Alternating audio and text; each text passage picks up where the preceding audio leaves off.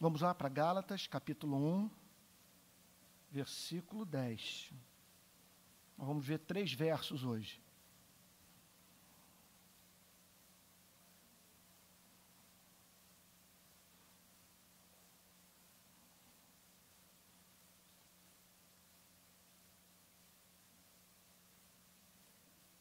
Todo mundo achou aí?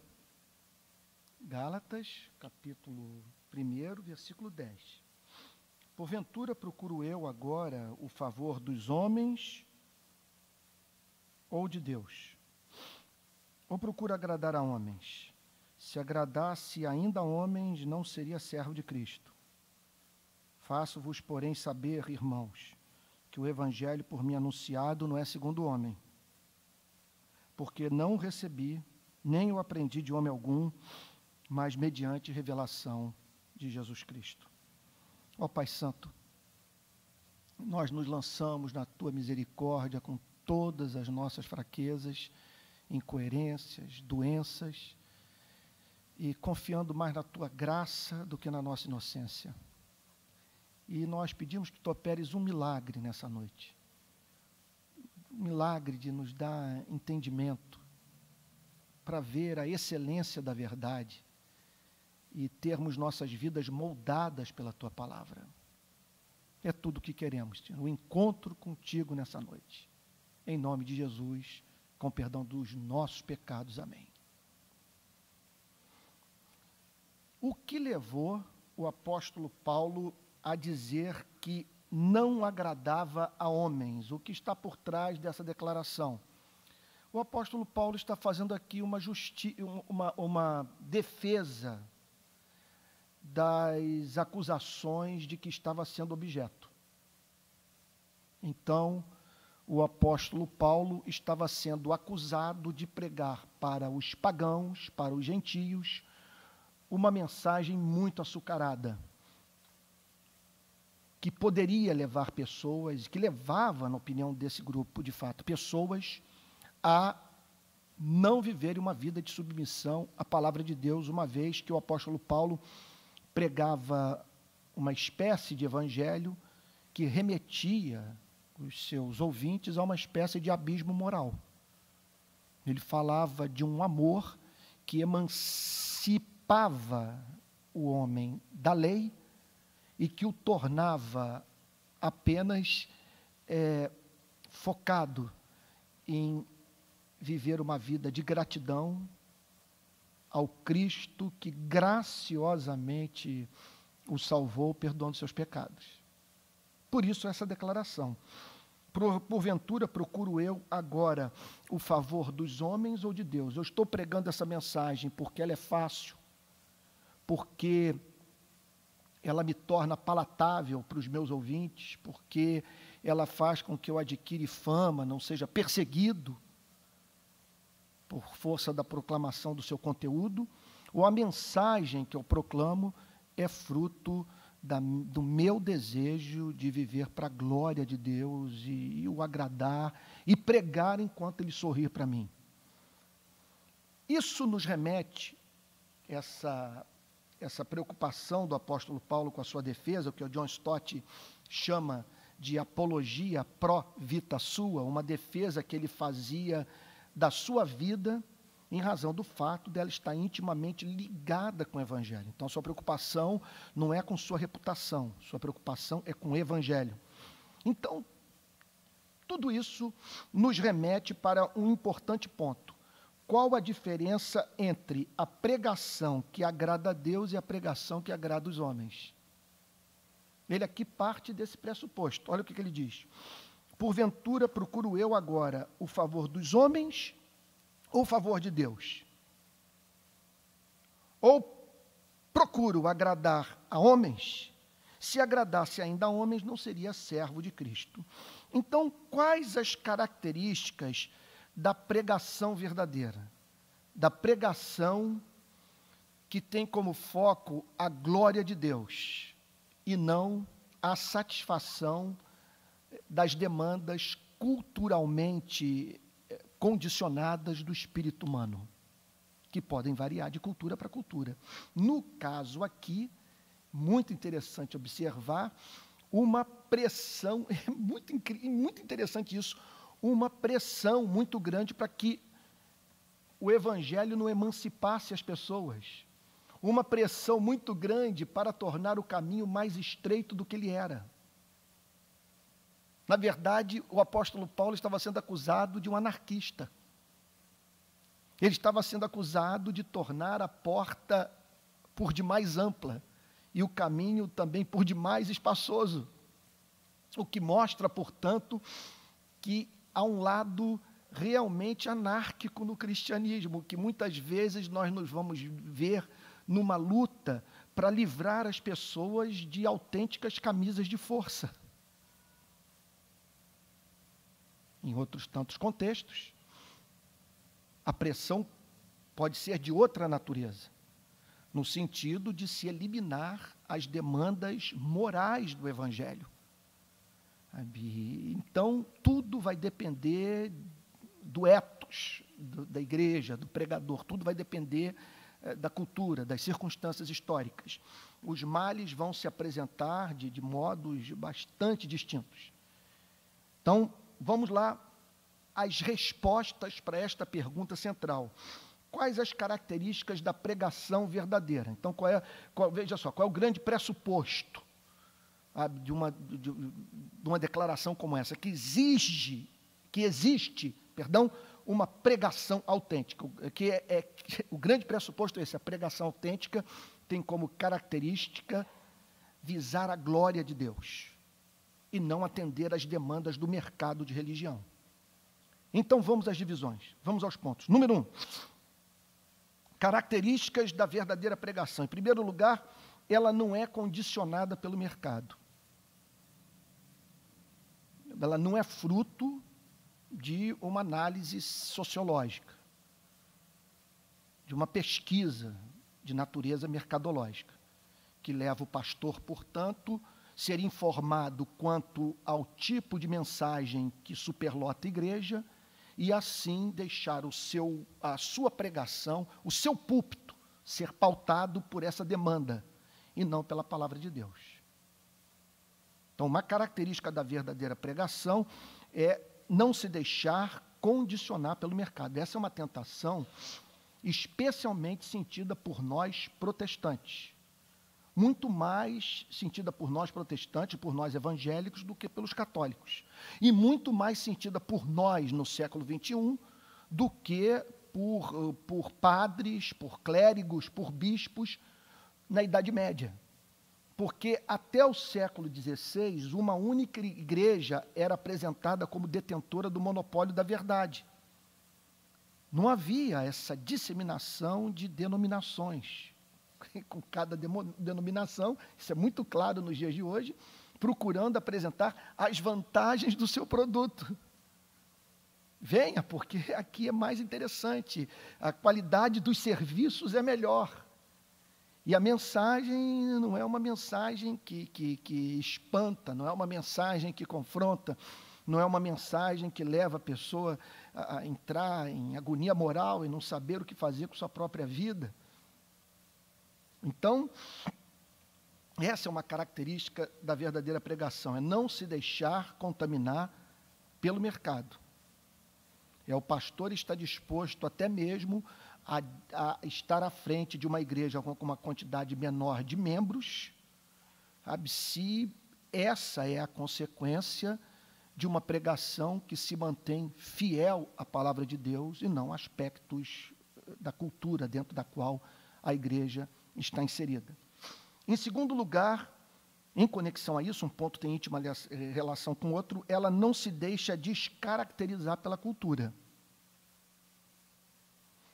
Todos nós sabemos que há aspectos de toda e qualquer cultura, em qualquer fase da história da humanidade, qualquer etnia, qualquer nação, que são refratárias à mensagem do Evangelho. E muitas vezes pode acontecer isso, essa pressão cultural pode levar o pregador a deixar que sua mensagem se descaracterize. E assim, portanto, levando a pregar um pseudo-evangelho, não o evangelho revelado pelo Novo Testamento. Tem para mim que um dos exemplos mais dramáticos, mais evidentes desse tipo de pressão que o púlpito pode sofrer foi o vivido pela igreja no século XIX, quando surge o iluminismo, com toda aquela mentalidade cientificista e tão somente disposta a acreditar no que podia ser provado pela ciência, que levou, então, pastores, igrejas, denominações, seminários teológicos a eliminarem do cristianismo tudo aquilo que era contrário, não digerível por aquela revolução intelectual que varreu a Europa e Estados Unidos no século XIX. Entre outras coisas, isso resultou num trabalho de desmitologizar o cristianismo, como nascimento virginal, andar por sobre as águas, ressurreição dentre os mortos. Muito obrigado, querido. Não podem ser provados pela ciência. Vamos eliminar esses milagres a fim de que esse Cristo desmitologizado possa ter sua mensagem compreendida pela sociedade do nosso tempo. Resultado, o cristianismo foi varrido da Europa. Hoje a Europa, ela vive daquilo que alguns pensadores chamam de capital emprestado. Ela vive sob os valores do cristianismo, tem como você dissociar a história da Europa da história da igreja, mas com esses mesmos valores desvinculados, dissociados da sua origem. Você pega, por exemplo, um livro como o do Max Weber, que trata da relação do cristianismo, do calvinismo com o capitalismo.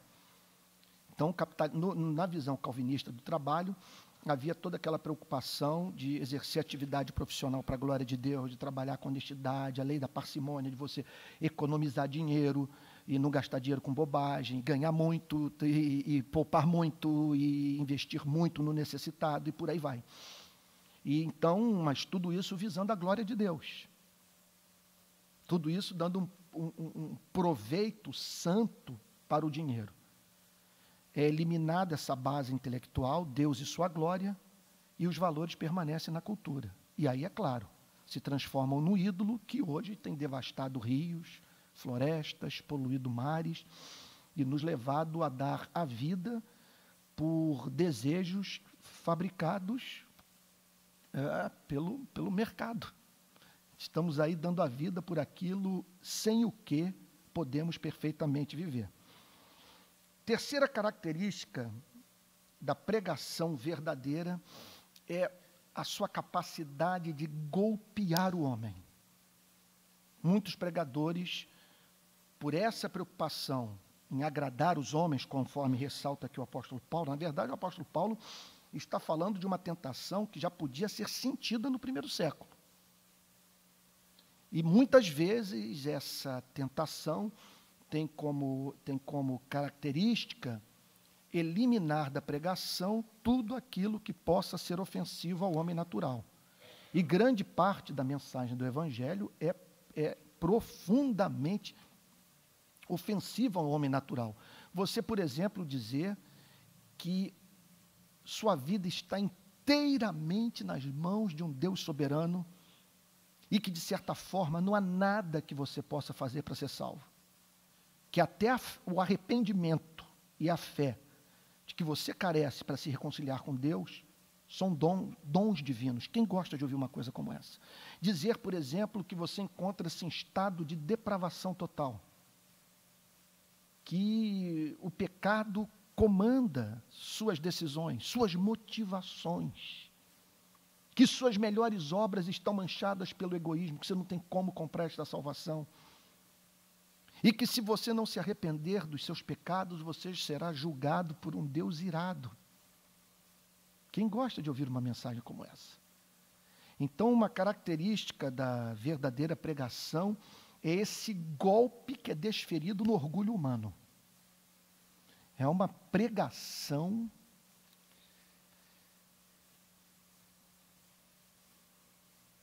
que tem como objetivo fazer o homem calar a boca. Esse é o teste para nós sabermos se o evangelho está sendo pregado numa igreja. A pregação está fazendo as pessoas calarem a boca, desistirem de toda e qualquer ideia de discutirem com Deus, de apresentarem as razões do seu pecado, sabe, de se justificarem, se eximirem da necessidade de arrependimento em suas vidas. Uma outra característica da verdadeira pregação é o oposto da que eu acabei de mencionar. Ela exalta a Deus. Sempre que você ouvir pregação que exalta o homem e diminui a Deus, alguma coisa está errada. A verdadeira pregação abate o orgulho humano e exalta a Deus. Então, a verdadeira pregação revela a Deus no esplendor da sua glória, do seu amor gracioso revelado em Jesus Cristo. Sabe? Proclama a existência de um Deus infinito, pessoal, único, autoexistente, infinito, imutável, e que ao mesmo tempo é doce, é misericordioso, é leal, é perdoador.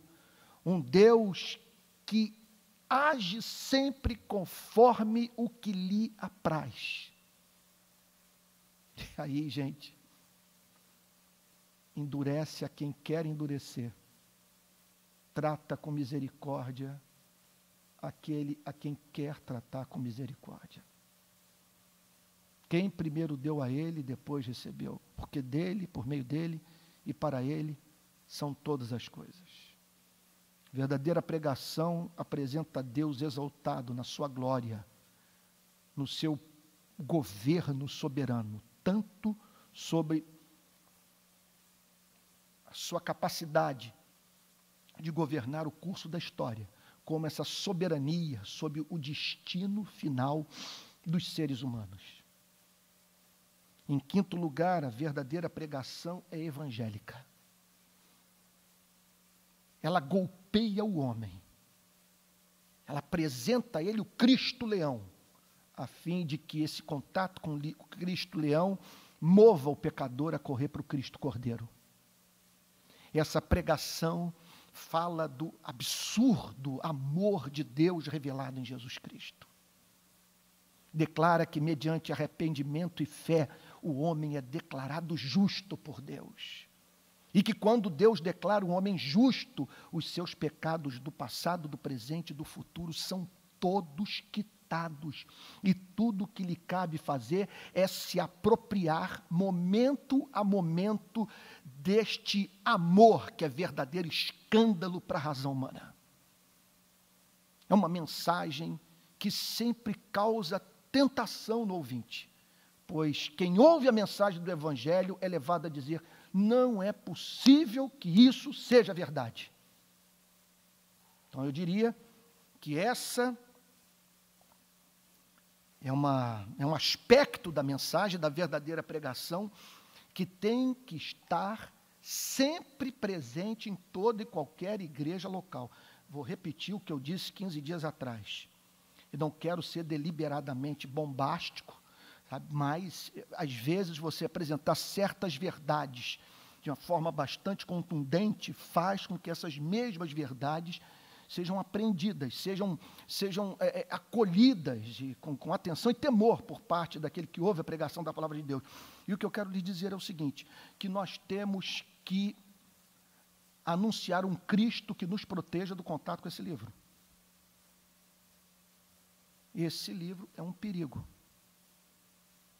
E um homem que passa um ano inteiro pregando expositivamente sobre a Bíblia, sem anunciar Jesus Cristo, está prestando um desserviço para a igreja. Você vai ver jovens ficando de cabelo branco antes do tempo, pessoas agasalhando no coração um rancor em relação a Deus, porque é uma pregação que exaspera, é uma pregação na qual você só apanha, você não tem descanso. É o tempo inteiro sendo confrontado com suas iniquidades, que o leva a somente se sentir bem quando está mal. Então o Evangelho tem que reinar, aí você vai pregar sobre tudo, você vai anunciar todo o conselho de Deus. A igreja vai ouvir a exposição dos 10 mandamentos, vai acolhê-la com amor respeitoso, mas ninguém vai ser levado à loucura, ninguém vai parar em sanatório. Essa mensagem pode fazer com que as pessoas caem de joelhos, que elas sintam até mesmo um temor no coração, mas não o temor do escravo, mas sim aquele sentimento de respeito que um filho tem por um pai. Então, a verdadeira pregação é evangélica. Eu diria o seguinte, não é apenas que ela prega Cristo, ela prega Cristo e Cristo crucificado. Não prega apenas o Cristo que curou a mulher hemorrágica. Não é apenas o Cristo que ressuscitou o filho da viúva de Naim. É o Cristo que foi espancado, morto, sepultado, que ao terceiro dia ressuscitou, subiu aos céus e que está à direita do Deus Pai Todo-Poderoso. Essa é a pregação evangélica. Essa é a diferença entre a pregação que agrada aos homens e a pregação que glorifica a Deus.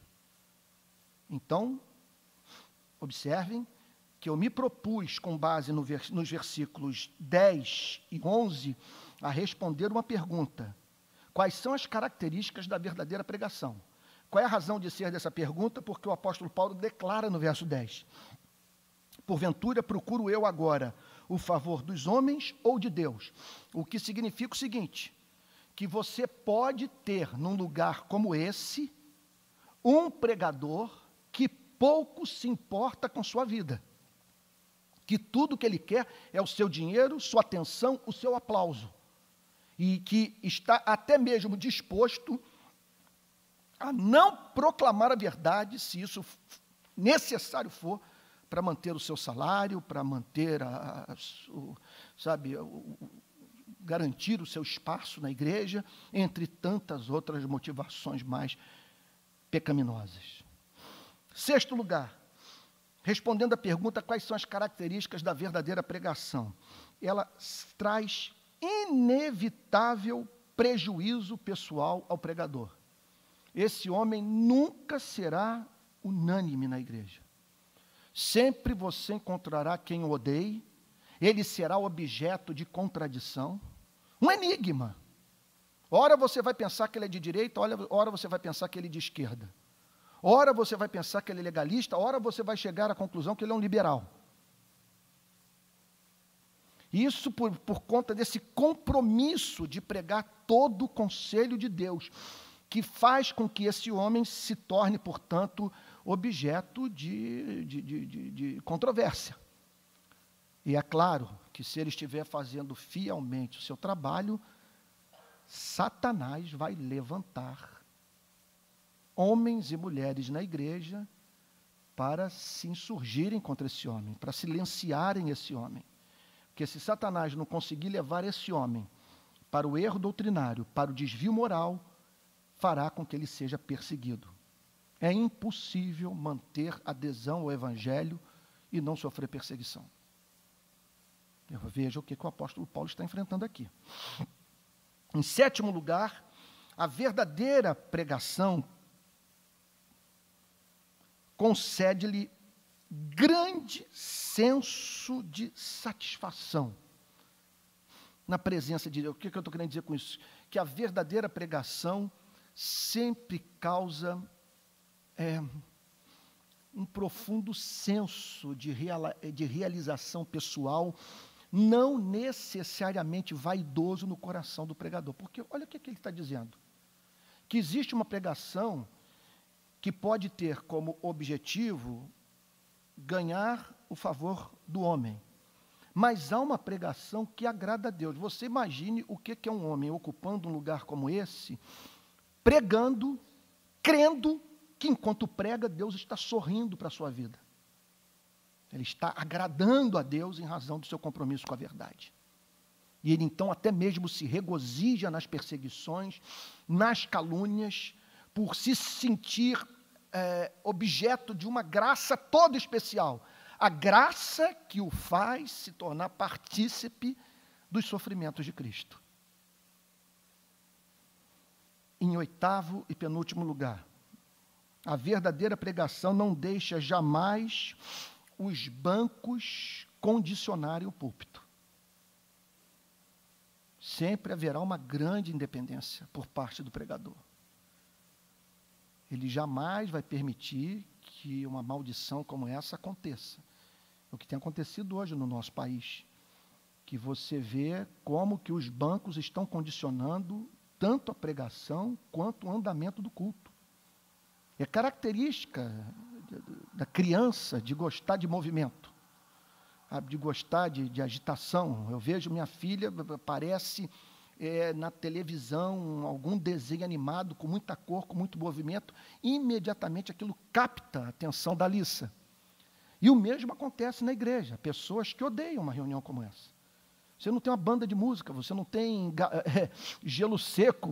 Me parece que é gelo seco, porque eu tenho pregado por aí, e, em geral, sabe, eu assumo o púlpito tendo que tirar a fumaça que vem lançada de algum lugar, que não é a fumaça do fogo santo que caiu, mas alguma coisa que é produzida para criar uma atmosfera, e muita luz, e às vezes é um holofote que é jogado no pregador, na hora da pregação, a luz do ambiente diminui e tal, cria-se uma atmosfera.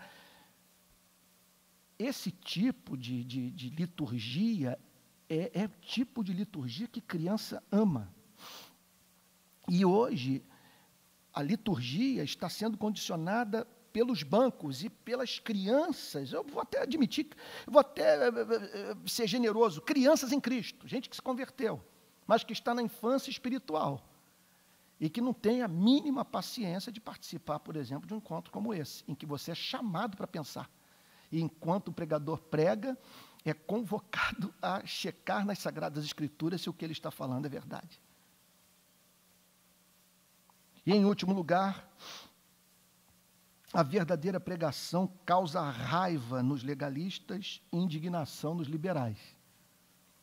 A verdadeira pregação vai levar os liberais à loucura, porque vocês vão ver esse homem falando sobre certo e errado, sobre valores morais absolutos, falando sobre o juízo final, sobre a segunda vinda de Cristo, sobre a ira de Deus.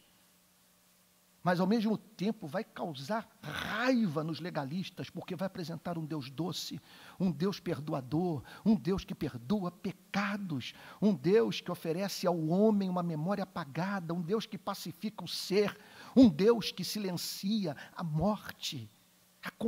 A voz da consciência, que lhe silencia os demônios, que silencia Moisés, que silencia a Torá, que silencia pastores, bispos, padres que botaram na boca de Deus o que Deus nunca falou.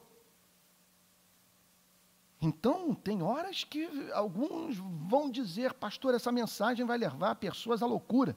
E, de fato, temos que admitir que você pregar a lei e a mensagem do Evangelho não for compreendida pelo pecador, ele pode sair do culto pior do que quando chegou. E outros vão dizer o seguinte, essa mensagem pode levar os meus filhos para as drogas, essa mensagem vai levar a igreja para a libertinagem. Você está anunciando um amor que, sabe, que vai levar as pessoas para o antinomianismo. Elas vão dizer que, então, que não há mais lei, que elas não têm que se preocupar com mandamento nenhum. Eu diria o seguinte, me perdoem dizer, não é tarefa fácil para um filho de Adão estar num lugar como esse. Bom, e de certa forma, essa é a missão de todos. Porque os irmãos vão estar evangelizando no trabalho, os irmãos dirigem grupos pequenos, dão aula na escola dominical, têm um compromisso de pregar o evangelho para os seus amigos.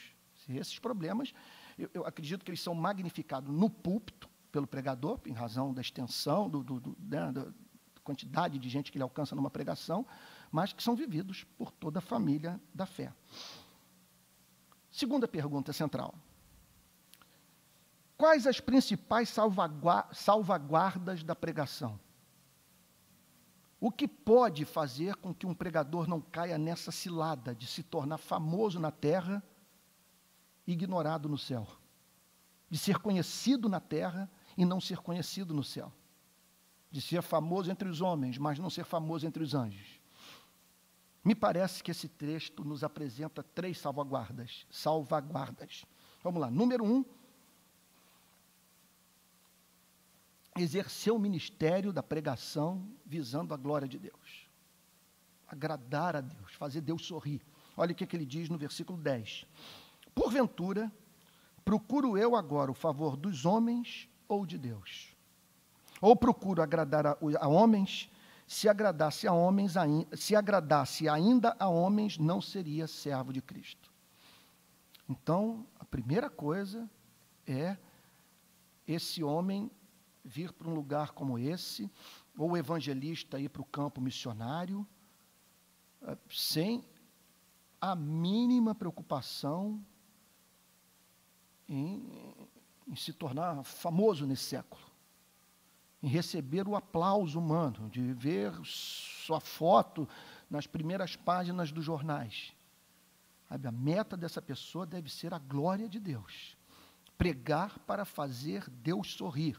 Na verdade é o seguinte, é essa pessoa pregar crendo que Deus se sente representado por ela. É por isso que o pregador pode incendiar no púlpito, quando ele toma consciência de que no ato da pregação, Deus está exortando os homens através da sua mensagem.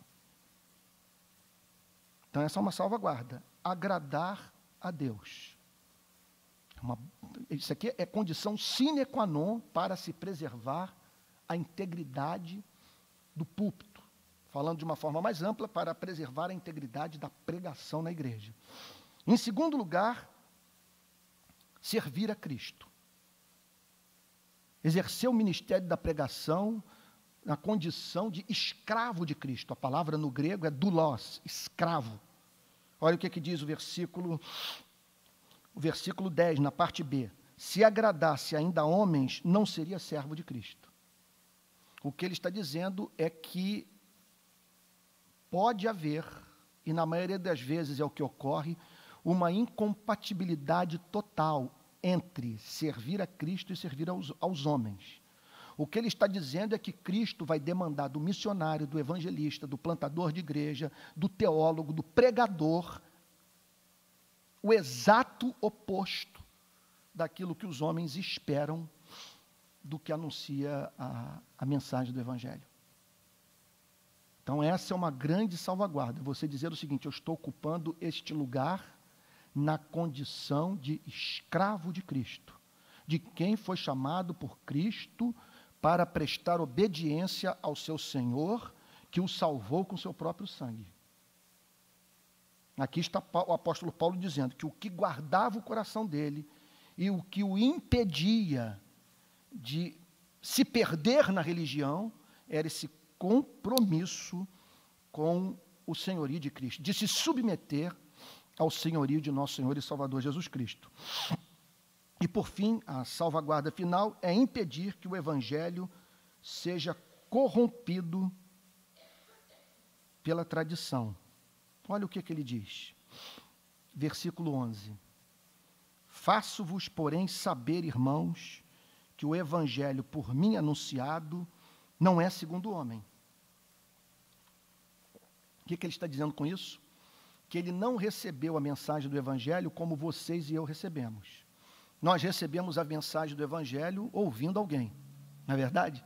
Eu me lembro que uma vez lá na minha igreja eu tentei sustentar essa doutrina com toda a paixão e dizendo lá no púlpito da igreja que, em geral, que esse é o método de Deus. Deus usa seres humanos para levar seres humanos a Cristo. E eu chamando a igreja para o evangelismo pessoal e firmando o ponto. Sabe, Deus usa homens, Ele fala através de homens para que pessoas se convertam. Vai, prega o Evangelho. E aí cai na asneira de fazer uma pergunta.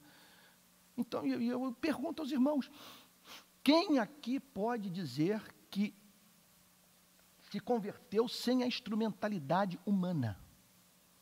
Quem aqui pode dizer que se converteu sem ter recebido a ajuda de um ser humano? Aí uma pessoa levantou a mão. Gelei, né? Mas, obviamente, muito curioso, término do culto, procurei essa irmã para saber, mas minha irmã, me conte aqui, como é que foi a sua conversão?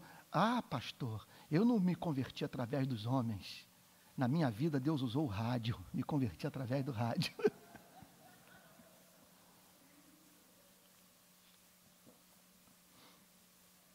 Então, faço-vos, porém, saber, irmãos, que o Evangelho por mim anunciado não é segundo os homens. Eu não recebi através dos apóstolos. Porque, verso 12, porque eu não recebi, nem o aprendi de homem algum, mas mediante revelação de Jesus Cristo. Então, aqui, esse versículo é central para a igreja, porque ele está falando aqui do irrepetível, e ao mesmo tempo ele está falando daquilo que cabe a você e a mim atentar. Olha só, ele está dizendo que não recebeu o evangelho de homem algum, mas que esse evangelho lhe foi revelado pelo Cristo ressurreto. Tudo começou na estrada de Damasco, quando Jesus se manifestou a ele daquela forma extraordinária. E o que ele está dizendo aqui é que aquele tipo de revelação ocorreu em outras ocasiões em sua vida, a ponto dele receber o evangelho em primeira mão, por meio do Cristo ressurreto, que tinha sido assunto aos céus. Mais adiante, nós vamos ver que ele foi a Jerusalém e apresentou para os apóstolos o tipo de evangelho que ele estava pregando em território pagão, pregando até mesmo nas sinagogas, ao que os apóstolos disseram que ele estava pregando a mesmíssima mensagem que eles, apóstolos, haviam aprendido com Jesus Cristo, com Jesus de carne e osso, durante aqueles 3 anos de ministério público do nosso Salvador. Agora, esse verso 12 pode ter uma aplicação na sua e na minha vida. Qual? Porque eu não recebi, nem eu aprendi de homem algum, mas mediante revelação de Jesus Cristo. Com isso, o apóstolo Paulo está falando de um evangelho que vem através dos homens, e ele está falando de um evangelho que vem diretamente do trono da graça de Deus. Vamos lá. O caminho que ele está nos apresentando, a melhor de todas as experiências que se poderíamos imaginar, é o contato direto com a revelação. Veja só, mesmo que esse contato não seja através de uma manifestação sobrenatural. Você, no seu quarto, Cristo se manifesta e comunica você o evangelho sem você ter lido a Bíblia. O que pode acontecer é, mesmo que você não tenha passado por uma experiência extraordinária como essa, ter um contato com esse mesmíssimo evangelho, como se ele tivesse sido proclamado pelo próprio Deus a você, mas isso através da igreja, através de pregadores, de mestres, de missionários, de evangelistas. Agora, quando ele diz, porque eu não recebi nem eu aprendi de homem algum, ele está falando também de uma forma de comunicação do evangelho que é feita pela instrumentalidade humana, que é que hoje se encontra vigente entre nós. Homens falando do evangelho. O problema que, veja só, a experiência dele é única, é singular. Eu diria o seguinte, ele foi direto à fonte, ele foi no nascedouro. Enquanto nós estamos recebendo essa água depois dela ter percorrido um longo caminho. E hoje, vou ser um pouquinho polêmico, hoje o que me intriga é saber que esse rio que começou em Jerusalém, que atravessou a Europa durante todo aquele período medieval, que chegou à Alemanha, que passou pelos Estados Unidos da América e foi recebido por você e por mim, gente, pode estar mais contaminado do que nós imaginamos, em razão de todo esse percurso que ele teve que fazer. Vocês estão vendo a diferença? Uma coisa é você receber a revelação direta através de Cristo, o evangelho puro, água cristalina, sem contaminação, sem o gosto do cano. Outra coisa é você receber o evangelho através de homens. Só que a Bíblia tem uma boa notícia para nos dar. Que homens podem pregar o evangelho com fidelidade. E Deus os usar como boca do Criador na sua vida, na minha vida. Agora, ao mesmo tempo, a própria palavra de Deus nos remete para esse fenômeno, para esse fato da vida, de que essa mensagem que se encontra nas Sagradas Escrituras pode ser lida por nós através de lentes que a religião botou nos nossos olhos. Bom, onde que eu quero chegar? Nesse campo, nessa disciplina do pensamento, a teologia, a qual eu me dedico há 35 anos, percebo com muita clareza que a interpretação que os pastores fazem das Sagradas Escrituras é profundamente condicionada pela teologia norte-americana. Se vocês forem nas bibliotecas dos pastores, vocês vão ver, grande parte, livros que foram escritos nos Estados Unidos. E há muita coisa boa. E tem muito americano fazendo boa teologia. Talvez hoje, o melhor pensador protestante da atualidade é o americano Tim Keller, da Igreja Presbiteriana do Redentor, em Nova York, fazendo um trabalho extraordinário. A melhor mente da América, hoje do meio evangélico, provavelmente. Agora, contudo, gente, não há como você divorciar a sua leitura das Sagradas Escrituras de fatores culturais, psicológicos, de experiências que você viveu, sabe? E isso pode fazer com que esse evangelho seja recebido por você bastante contaminado, ou então vindo acompanhado de veneno mortal, capaz de fazer com que você jamais viva a plenitude da vida cristã. Então, me preocupa muito esse cristianismo mediado por uma única nação. Nós estamos falando de pessoas que vivem no altíssimo padrão de vida, falam um idioma diferente do nosso, têm uma história radicalmente diferente da história do nosso país. Há semelhanças, ambos somos frutos da tradição ocidental europeia, contudo, América do Norte e América do Sul. Sabe? As diferenças são profundas. Uma coisa é você fazer teologia em Beverly Hills, fazer teologia em São Francisco, em Los Angeles. Outra coisa é fazer teologia no Rio de Janeiro. Uma coisa é o pregador da sua casa para a igreja, sabe, conduzir uma picape, cruzar campos de golfe e chegar numa igreja monumental, com telões, e ar-condicionado central, sabe, e carros de luxo no estacionamento. Outra coisa é no caminho do pregador para a igreja, ele cruzar 5 favelas, ver corpos crivados de bala no chão, e chegar no culto, encontrar membros que estão desempregados, endividados, e ele sofrendo na própria pele os problemas econômicos pelos quais o seu país está passando. Olha, isso me chamou muita atenção, esse ponto, quando eu, semana passada, li um livraço de um prêmio Nobel chamado Czesław Miłosz. Ele escreveu um livro, não sei se eu não estou certo da pronúncia. Essa é a vantagem de você estudar no ambiente universitário, no ambiente acadêmico, né? Que você aprende a pronúncia certa dos autores, mas quando você é autodidata, você acaba... Outro dia eu mencionei o Leszek Kolakowski, que é um polonês que é considerado o homem que fez a maior desconstrução de toda a história do marxismo.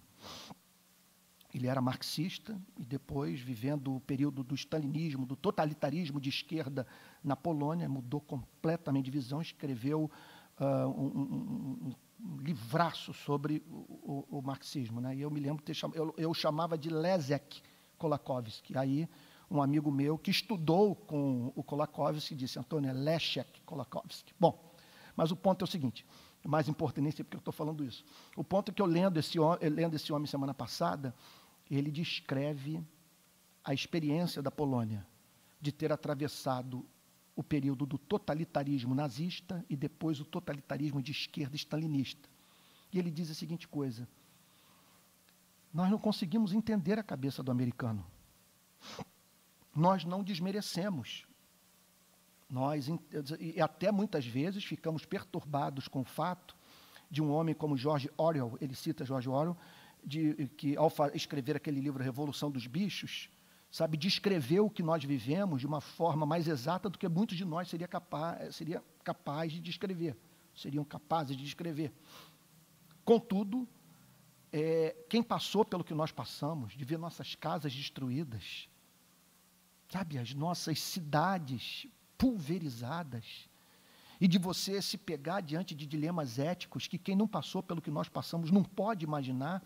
É claro que muito do que vem dos Estados Unidos nós consideramos naïve, nós consideramos ingênuo.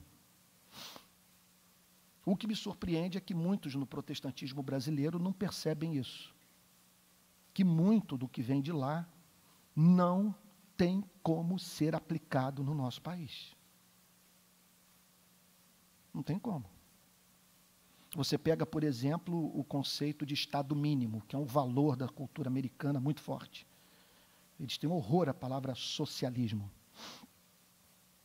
Mas na minha experiência de campo, eu não imagino entidade da sociedade civil. Eu não imagino nem todas as igrejas do Rio de Janeiro juntas dando conta da favela. Se o Estado não intervier, não há mínima esperança. Não é estatolatria. Não é me eximir do meu compromisso como cristão de ir lá e fazer o bem. Mas é o que eu disse para o prefeito do Rio de Janeiro outro dia. Não há filantropia que dê conta da miséria do Rio de Janeiro. A minha experiência lá é de me sentir completamente perdido. E aí você vê nas redes sociais que esse evangelho que foi filtrado pela cultura americana chegou ao nosso país com cristãos acreditando no modelo de igreja que não funciona no país do sertão do Nordeste, das comunidades ribeirinhas do Amazonas, das favelas do Rio de Janeiro. Sabe? Fora o fato que até a Constituição de ambos os países é completamente diferente. A Constituição dos Estados Unidos é uma Constituição concisa. Nossa é muito maior, e a nossa também tem uma parte dedicada aos direitos sociais do povo brasileiro. A nossa Constituição obriga o Estado a prover moradia, saúde, educação, ampara a maternidade e a infância, segurança, alimentação. Então, você se insurgir contra isso é você se insurgir contra a autoridade constituída por Deus, é pecado. Você pode dizer que a Constituição está errada, que ela sobrecarrega o Estado, mas o que você não pode é aplaudir o governo quando ele deixa de cumprir o que foi pactuado. Vocês estão entendendo o ponto? Sabe? Então, eu estou querendo usar isso en passant, só a título de ilustração, para nós pensarmos nesse evangelho segundo os homens. Não podemos nos esquecer que é muito difícil nós nos abstrairmos dessa tradição. Essa igreja, por exemplo, a Igreja Presbiteriana do Brasil, ela foi plantada por um americano. Louvado seja o nome do Senhor, por Simonton, que veio de Princeton e plantou a Igreja Presbiteriana aqui no Brasil. Contudo, não veio só o evangelho com ele, veio a Igreja Presbiteriana dos Estados Unidos. Vê a nossa liturgia. Como é que você pode encontrar no Rio de Janeiro pastores pregando de toga? No calor do Rio de Janeiro. E talvez essa seja uma das razões pelas quais hoje a Igreja Presbiteriana está entre as igrejas que menos crescem no Brasil. Semana passada eu perguntava para um líder da nossa denominação, uma pessoa que conhece bem a denominação, muito mais do que eu perguntei qual é a média de membros das igrejas presbiterianas no Brasil. Ele me disse 120. 120 pessoas por igreja local. É muito pouco para um país que está hoje completamente aberto para a pregação do Evangelho. Então, essas são as principais salvaguardas para a manutenção da pureza da pregação. Focar a glória de Deus, uma pregação que tem como alvo agradar a Deus. Em segundo lugar, servir a Cristo. Eu prego na condição de doulos de Cristo, de escravo de Cristo. E, por fim, impedir que o Evangelho seja corrompido pela tradição.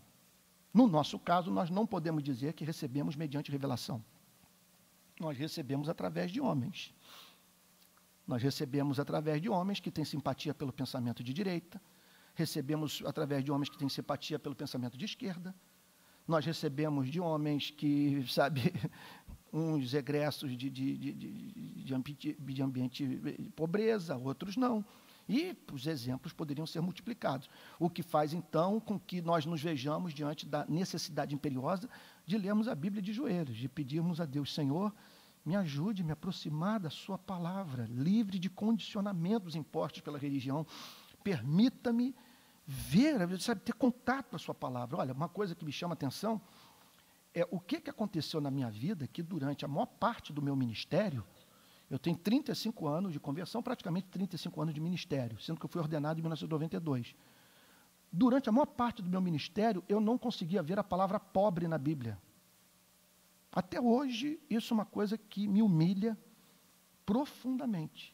Eu não vi a palavra pobre na Bíblia. Até o dia que eu fui parar na favela, e hoje eu vejo pobre na Bíblia inteira. Tudo, um mar de textos alusivos ao pobre. Conhecia a soteriologia de Calvino, mas precisava conhecer de uma forma mais profunda o pensamento político-social de Calvino.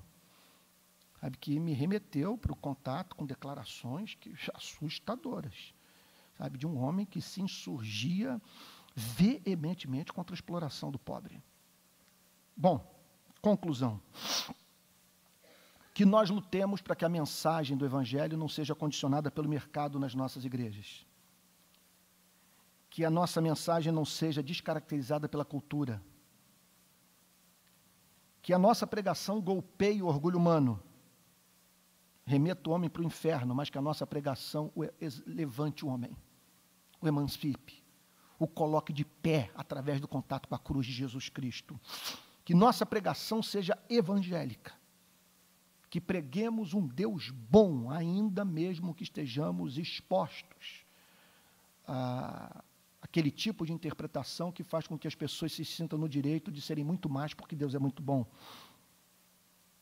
Que estejamos abertos para enfrentar sérios prejuízos pessoais, pois essa pregação visa agradar a Deus e não a homens, e os homens vão se revoltar contra parte daquilo que pregamos. É impossível unanimidade.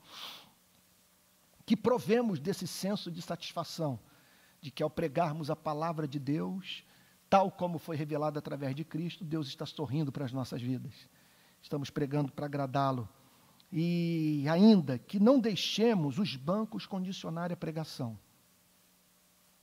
nem os jornais, mas que a Bíblia esteja pautando sempre o púlpito das nossas igrejas. E, por fim, que a nossa pregação seja uma pregação que leve à loucura os liberais e os legalistas. Que anunciemos aquele evangelho que diz que sem santificação ninguém verá a Deus, mas que anunciemos também aquele evangelho que diz que se confessarmos os nossos pecados, Ele é fiel e justo para nos perdoar os pecados e nos purificar de toda injustiça. Amém.